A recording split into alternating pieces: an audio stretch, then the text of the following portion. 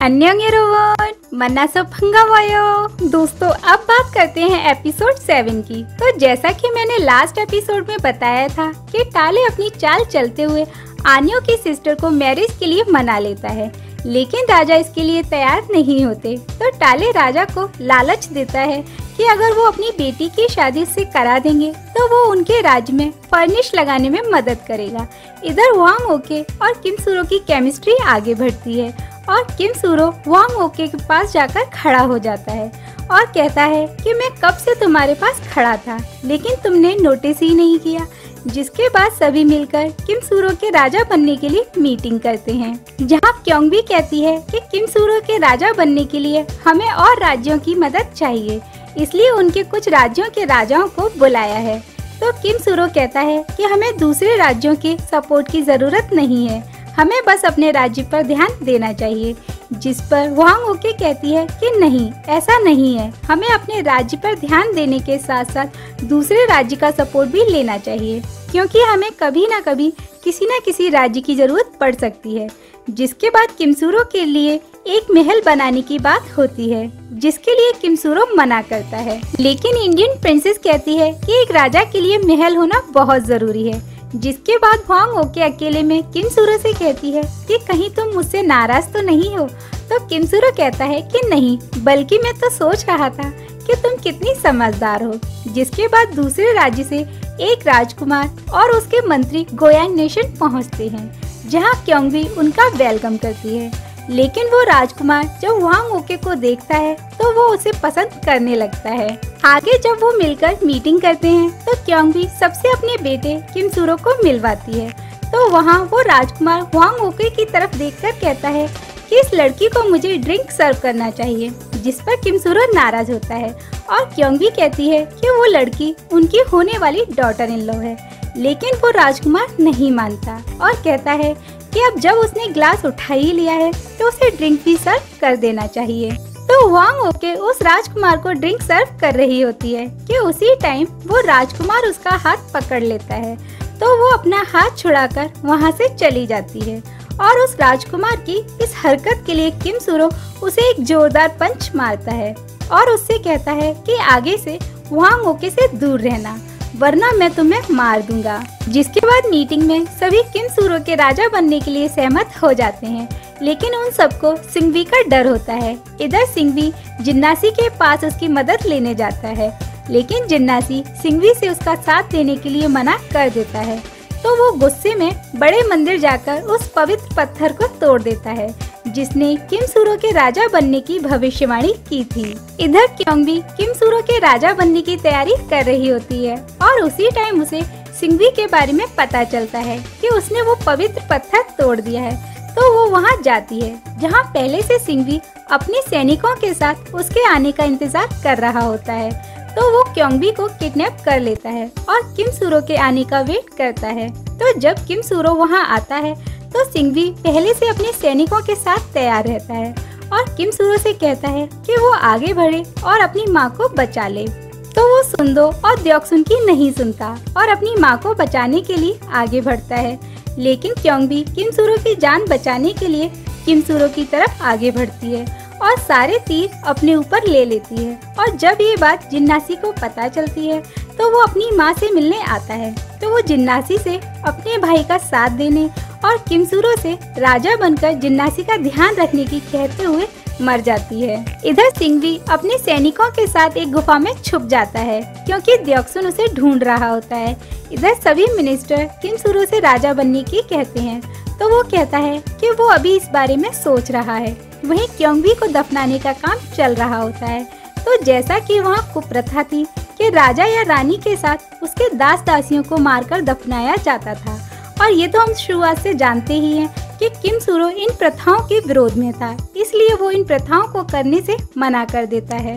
और इस सेरेमनी के बाद वो वापस घर आता है और रोते हुए वांग ओके से कहता है कि मैं जिसे भी प्रोटेक्ट करने की कोशिश करता हूँ वो मर जाता है और मैं ये सब सहते सहते थक गया हूँ।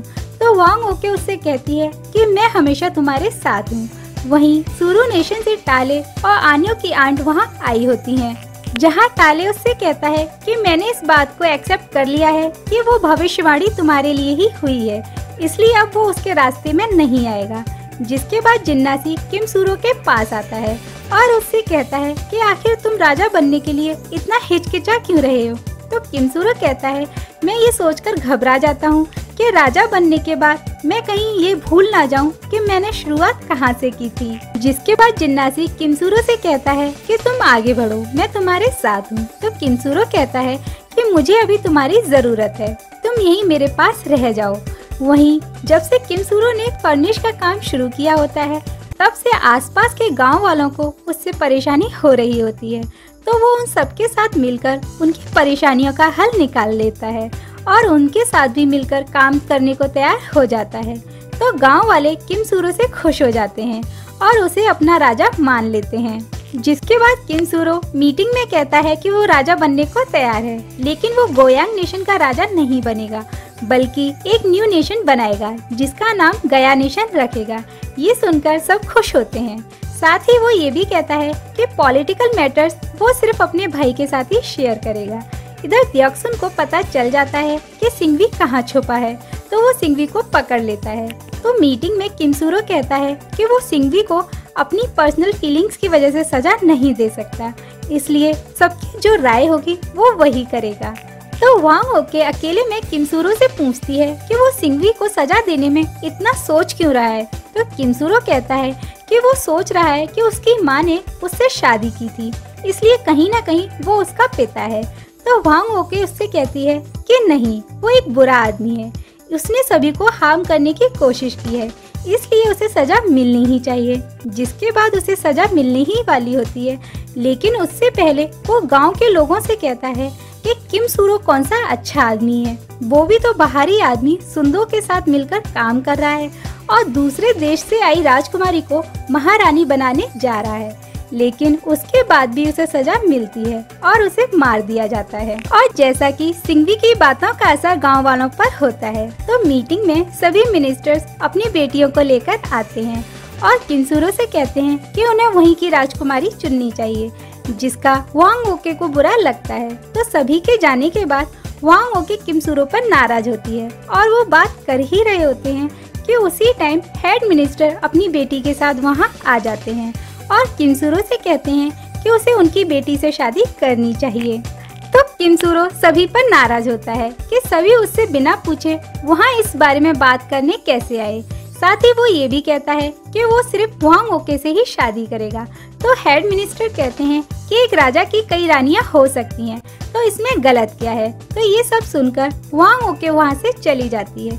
जिसके बाद किमसूरो वांग ओके से पूछता है कि क्या तुम मुझसे नाराज हो। तो वांग ओके उससे कहती है कि वो जानती है कि एक राजा होने के नाते उसके लिए ये डिसीजन लेना कितना मुश्किल है। तो किमसूरो उससे कहता है कि तुम ही तो कहती थी कि हमारी किस्मत एक है, इसलिए इतनी दूर इंडिया से तुम यहाँ मेरे लिए आई थी। जिसके बाद वांग ओके उससे कहती है कि उसे सभी मिनिस्टर्स की बात मान लेनी चाहिए, वरना उसके राजा बनने में मुश्किलें आ सकती हैं। तो जब मीटिंग होती है तो किमसूरो वहाँ सभी से कह देता है कि वो हेड मिनिस्टर की बेटी से शादी नहीं करेगा।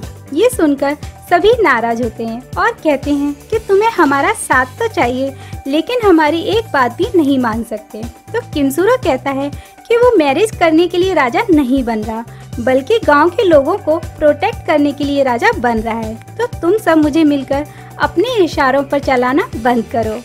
ये सुनकर सभी मिनिस्टर वहाँ से जाने लगते हैं, तो द्योक्सुन उन्हें जाने से रोक लेता है। तो किमसूरो कहता है कि जब वो राजा बनेगा तो वो सभी को मंत्री बना देगा। जिसके बाद एक और मीटिंग होती है जहाँ सभी मिनिस्टर्स किमसूरो से कहते हैं कि किसी दूसरे देश की लड़की हमारे देश की महारानी कैसे बन सकती है। तो किमसूरो नाराज होता है और कहता है कि आज वो राजा बनने जा रहा है तो उसकी वजह वांग ओके है, जिसने उसके हर बुरे वक्त में उसका साथ दिया, इसलिए इस राज्य की महारानी तो सिर्फ वांग ओके ही बनेगी। जिसके बाद सभी इसके लिए तैयार हो जाते हैं। जिसके बाद जिन्नासी वांग ओके से पूछता है कि भाभी, क्या किमसूरो ने आपको प्रपोज किया। तो वांग ओके कहती है कि नहीं। वहीं दूसरी तरफ टाले आन्यो की सिस्टर से शादी कर लेता है। जिसके बाद किमसूरो वांग ओके को प्रपोज करते हुए कहता है कि आगे की पूरी जिंदगी वो उसके साथ बिताना चाहता है, इसलिए क्या वो गया नेशन की महारानी बनेगी। तो वांग ओके हाँ कह देती है। साथ ही वांग ओके शादी करने से पहले एक बार अपने देश यानी इंडिया जाने की भी कहती है।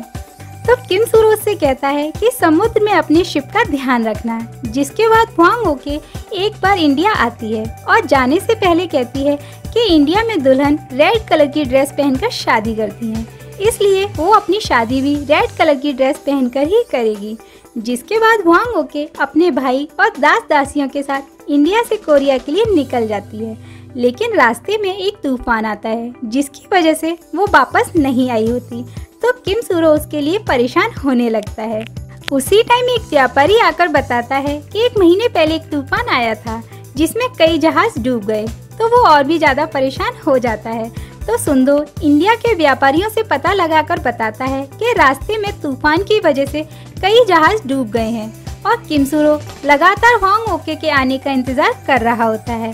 तो सभी मिनिस्टर्स मीटिंग में कहते हैं कि अब काफी टाइम बीत गया है, इसलिए किम सूरो को हेड मिनिस्टर की बेटी से शादी करके अपनी ताजपोशी करा लेनी चाहिए। और जिन्नासी भी उससे कहता है कि उसे माँ की कही बातें याद करनी चाहिए। तो किम सूरो कहता है कि जब कोई मेरे साथ नहीं था उस वक्त सिर्फ वांग ओके मेरे साथ थी, इसलिए वो वांग ओके के बिना इस बारे में सोच भी नहीं सकता। लेकिन सबके जोर देने पर मीटिंग में किम सूरो राजा बनने को तैयार हो जाता है, लेकिन वो इस बात को भी कह देता है कि वो शादी किसी से नहीं करेगा। इधर समुद्र के किनारे बैठे सैनिक एक रेड कलर के जहाज को आता देखकर समझ जाते हैं कि ये महारानी वांग ओके ही हैं। तो वो सैनिक जाकर किम सूरो को बताते हैं, तो वो भागता हुआ वांग ओके के पास आना चाहता है, लेकिन जाने से पहले ही मिनिस्टर्स उसे रोक देते हैं, ये कहते हुए कि एक राजा कैसे जा सकता है। तो वो वांग ओके के आने का वेट करता है, लेकिन वांग ओके के भाई अपनी बहन को भेजने से मना कर देते हैं, क्योंकि आप तो जानते ही हैं कि इंडिया में लड़का जब तक लड़की को लेने नहीं आता तब तक वो लड़की नहीं जाती। और जब ये बात किम सूरो को पता चलती है तो वो घोड़ी पर बैठकर वांग ओके को लेने आता है और उसी टाइम खुश होकर इंडियन सेनापति बताता है कि इन पत्थरों की वजह से वो जहाज नहीं डूबा। जिसके बाद उनकी हिंदू रीति रिवाजों के हिसाब से शादी होती है और दोनों की ताजपोशी भी होती है और वे दोनों गया नेशन के पहले राजा रानी बनते हैं। जिसके बाद वांग ओके किम सूरो से कहती है कि वो चाहती है कि उनके बच्चों में से कुछ बच्चों का नाम उसके सरनेम पर रखा जाए। तो किम सूरो कहता है कि ऐसा तो कहीं नहीं होता। तो वांग ओके कहती है इसलिए ही तो मैं चाहती हूँ कि उसके कुछ बच्चों का नाम उसके सरनेम पर रखा जाए। दोस्तों ये सच है कि आज भी कोरिया में 60 लाख लोग ऐसे हैं जो महारानी वांग ओके के वंशज हैं। यहाँ तक कि उनकी समाधि भी गया नेशन में ही बनी है। तो दोस्तों ये थी पूरी स्टोरी सूरी रत्ना यानी वांग ओके के महारानी बनने की। और अगर आपने पूरी स्टोरी सुनी है तो मुझे कमेंट सेक्शन में बताइएगा कि आपको स्टोरी कैसी लगी और वीडियो को लाइक और शेयर करना मत भूलिएगा।